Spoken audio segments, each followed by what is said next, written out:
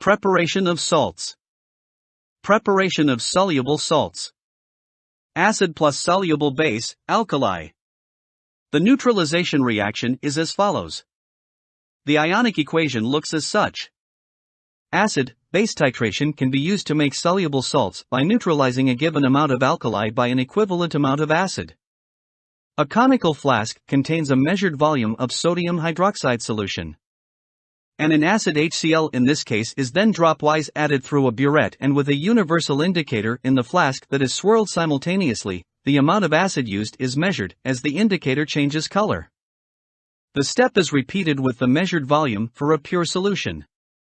Acid plus insoluble base. For insoluble base such as copper, oxide is to be reacted with an acid. Excess base is used to ensure that all acid is used and then excess base that is unreacted is filtered. Preparation of insoluble salts. 1. Direct combination. Limited to binary salts, used for sulfites and halides.